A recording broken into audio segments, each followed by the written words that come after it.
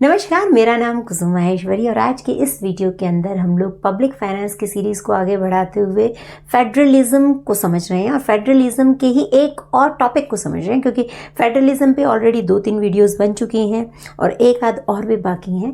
Actual में हम लोग सेंटर स्टेट रिलेशनशिप को समझना चाहते हैं और सेंटर स्टेट रिलेशनशिप को समझने के लिए हमें उससे जुड़ी सारी चीज़ों को समझना ज़रूरी है। तो ये भी एक इसी तरह का टॉपिक है जिसमें हम ये जिक्र करेंगे कि किस तरीके से भारत, जो कि एक संघ प्रदेश है, हम लोगों ने पहले भी बात कर ली, संघ होने का या फेडरल कंट्री होने का मतलब है कि हमारे पास डिफरेंट लेयर्स ऑफ गवर्नमेंट है। सेंटर है, फिर स्टेट्स हैं, फिर लोकल बॉडीज़ हैं। उनके बीच में कॉन्स्टिट्यूशन ने, संविधान ने ही पावर्स और रिस्पॉन्सिबिलिटीज़ का बंटवारा कर दिया है कि भाई यहाँ से आप पैसा कमाओ और यहाँ पे आपको खर्च करना है, सबको अलग अलग बांट के दिया है। तो हम उसी डिवीज़न को समझ रहे हैं।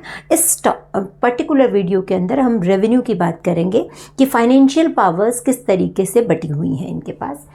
जो ये इस तरह के जो आर्टिकल्स हैं, क्योंकि हमने पहले ही कहा कि ये कॉन्स्टिट्यूशन ने ऐसा हमें बांट के दिया है, तो इससे रिलेटेड जो आर्टिकल्स हैं, अनुच्छेद हैं, वो 268 से लेके 293 के अंदर ये सारी चीज़ें जो है दी गई हैं। तो हम एक एक करके समझते हैं। सबसे पहले सेंटर के रेवेन्यू को समझते हैं कि वो जो है वो अपनी माया कहाँ से लेके आते हैं। तो सेंटर के पास बहुत सारे सोर्सेस हैं। सेंटर, क्योंकि कॉन्स्टिट्यूशन ने, संविधान ने सेंटर को एक बड़े भाई की तरह बनाया है, तो उसको ज़्यादा सोर्सेज भी दिए हैं, ज़्यादा पावरफुल भी बनाया है, तो ज़्यादा सोर्सेज हैं।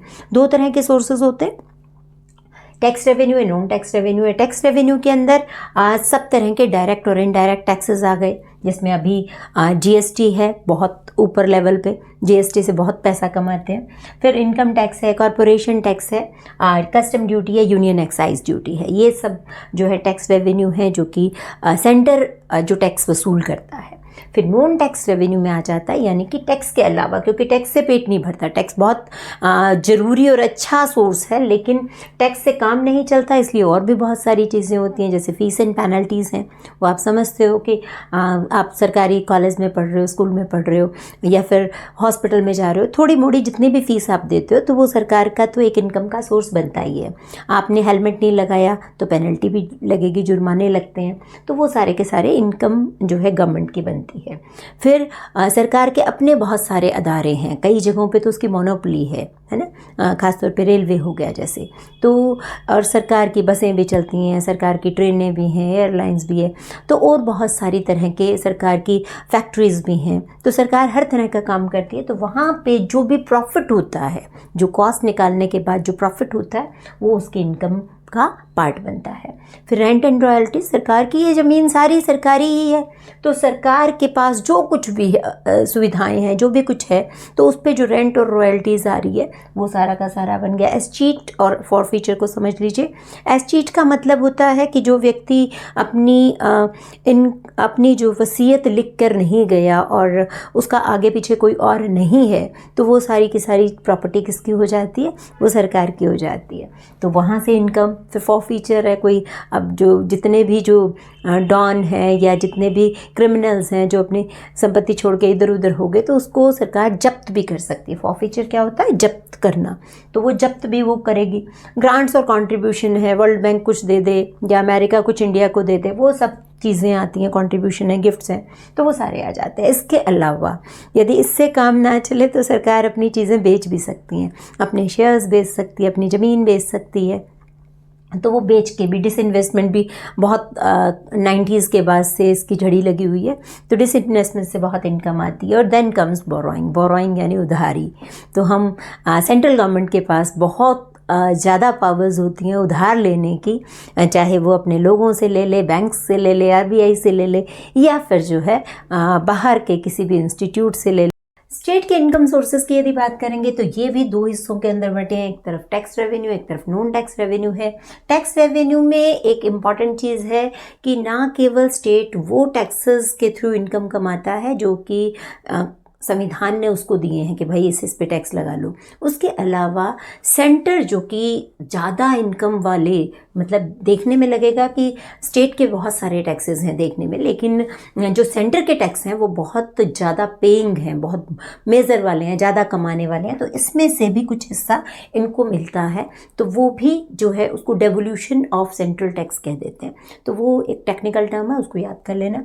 तो ये दोनों चीज़ों को समझते हैं। पहले जीएसटी, स्टेट का भी अपना एक हिस्सा होता है जीएसटी में, वो मिलता है। फिर शराब पर, टोबैको पर स्टेट्स जो है टैक्स लगाते हैं, तो वो उनके इनकम का पार्ट बनते हैं। स्टैम्प ड्यूटी है, रजिस्ट्रेशन ड्यूटी है, फिर प्रोफेशनल ड्यूटी है, या एंटरटेनमेंट टैक्स है, लग्जरी टैक्स है। तो ये सारे के सारे टैक्स मिलते हैं। टैक्स जो है वो के थ्रू इनकम जो है वो स्टेट कमाता है। उसके अलावा जो सेंटर के जो टैक्सेस हैं उसके अंदर से जो उससे के जो नेट प्रोसीड निकलती है, यानी अपने खर्चे घटाकर जो है सेंटर जो बच जाता है उसको शेयर करता है स्टेट्स के साथ फाइनेंस कमीशन या वित्त आयोग की सिफारिशों के आधार पर। तो वो भी इनकी इनकम का सोर्स बनता है। ठीक है। तो इसके अलावा नॉन टैक्स रेवेन्यू की बात करें तो ये सारी चीज़ें जो जितने भी हेड्स यहाँ पर हैं वो यहाँ पर भी हैं। इसके अलावा ग्रांट्स भी मिलती हैं सेंटर की तरफ से, क्योंकि देखो जो सेंटर और स्टेट के पास जो सोर्सेस हैं रेवेन्यू के उसमें बहुत ज़्यादा अंतर है, और उनकी ज़रूरतें भी जो है स्टेट की ज़्यादा हैं और सोर्सेज भी बहुत कम हैं।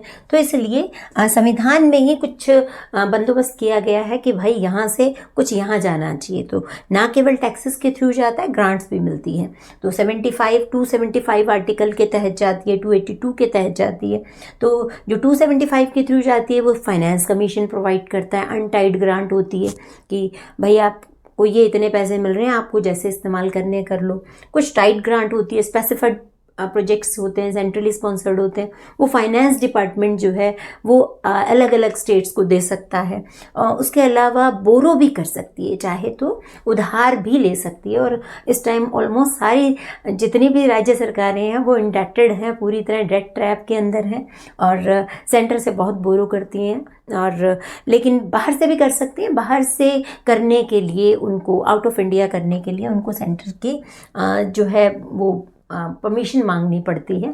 तो सेंटर के पास जितने सोर्सेज हैं बोरो करने के भी, उतने स्टेट के पास नहीं है। लोकल बॉडीज़ की यदि बात की जाए तो 1992 से पहले ये कम्प्लीटली स्टेट पर डिपेंडेंट थे। अब चूँकि 92 के अंदर जो हमारा 73rd और 74th कॉन्स्टिट्यूशनल अमेंडमेंट हुआ, संविधान में संशोधन हुआ और ये जो है इसको एक स्टैट्यूटरी बॉडी, एक वैधानिक अंग बना दिया गया इंडिया के एक संघ सिस्टम का।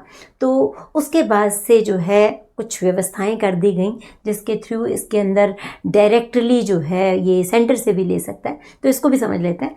Tax revenue, non tax revenue, again वही जो है हमारा डिवाइडिंग रूल है। और इसमें जो टैक्सेस हैं वो है मेन, जो दुनिया के जितने भी लोकल बॉडीज़ हैं प्रॉपर्टी टैक्स से मैक्सिमम वो अर्न करते हैं। तो प्रॉपर्टी टैक्स है, प्रॉपर्टी पे चूल्हा टैक्स या जो भी लगता है। Then water and sewerage tax लगता है। फिर एडवर्टाइजमेंट पे टैक्स लगता है, होर्डिंग्स बड़े बड़े लगे होते हैं ना, उन पे भी टैक्स लगता है। फिर उसके अलावा प्रोफेशनल टैक्स है, एंटरटेनमेंट टैक्स है, जो कि हमने यहाँ पे भी डाला था। तो डिपेंड करता है, अलग अलग इतने सारे स्टेट्स हैं, उन सब में अलग अलग सिस्टम है। कुछ पार्ट लोकल बॉडीज़ को दिया जाता है, तो यहाँ पर लिख दिया है। तो सबका अलग अलग है। आप अंदाज़ा मतलब एक जनरली ये कह सकते हो कि हाँ जी ये भी इसकी इनकम का पार्ट बनते हैं। देन स्टेट्स जो है डिपेंड करता है, अलग अलग स्टेट्स। यहाँ पर भी एक जो है 243 आर्टिकल के तहत जो है एक स्टेट फाइनेंस कमीशन की स्थापना की जाती है। तो वो बताते हैं कि कौन कौन सा टैक्स और किस किस तरीके से उसका डेवोल्यूशन होगा, यानी कि स्टेट किस तरीके से अपने रेवेन्यू को, अपनी टैक्स इनकम को शेयर करेगा लोकल बॉडीज़ के साथ, क्योंकि काम तो देखो बेसिकली लोकल बॉडीज़ में ही होना है। तो इस तरीके से फिर नॉन टैक्स रेवेन्यू की बात करें तो वही बहुत सारे आपको पता है हमारे यहाँ लोकल बॉडीज़ होती हैं, जैसे पंचायतें हैं, नगर पालिका है, तो कॉरपोरेशंस हैं तो वो अलग अलग तरह की फ़ीस और चार्जेस लेते हैं। कहीं पे कोई कुछ भी कोई कर रहा हो तो अपने को उनको देना पड़ता है। जैसे सीवरेज का सिस्टम है तो उस सब के लिए जो फ़ीस और चार्जेस होते हैं वो सब उनकी रेंट एंड रॉयल्टीज़ प्रॉपर्टी उनकी होती है, उसको इस्तेमाल करने की के लिए वो चार्जेस फीस या रेंट ले सकते हैं, रेंट पे दे सकते हैं। उसके अलावा इंटरेस्ट है या ट्रेडर्स लाइसेंसिंग है, अलग अलग तरह के लाइसेंस वगैरह लेने पड़ते हैं, उनसे परमिशंस लेनी पड़ती हैं तो उसके चार्जेस होते हैं। उसके अलावा सेंटर डायरेक्टली ग्रांट देता है, कोई इंफ्रास्ट्रक्चर डेवलप करना हो या कोई सिस्टम बनाना हो, डंप मैनेजमेंट करना हो तो उसके लिए सेंटर की तरफ से ग्रांट आती है। स्टेट की तरफ से भी डायरेक्ट स्पेसिफाइड ग्रांट आती है कि इस पर्पज़ के लिए आपको है। फाइनेंस कमीशन भी इनको डायरेक्टली ग्रांट दे सकता है। तो ये सब बनते हैं। इसके अलावा पब्लिक प्राइवेट पार्टनरशिप में भी ये काम कर सकते हैं कि प्राइवेट लोगों के साथ मिलकर कोई विशेष काम करना है तो वो उसके लिए भी वो भी उनकी इनकम का सोर्स बनता है।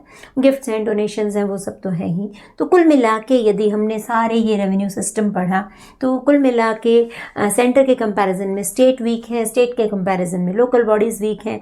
इनके अपने अपने चैलेंजेस हैं। उन सारे चैलेंजेस के बारे में हम लोग बात करेंगे सेंटर स्टेट रिलेशनशिप के बारे में। तो आज की वीडियो के लिए इतना ही। नेक्स्ट वीडियोज़ के लिए मेरे साथ जुड़े रहें। Thank you so much. इसकी एक जो क्लिक जो है मैं अपने टेलीग्राम लिंक पे डाल दूँगी, आप देख सकते हैं।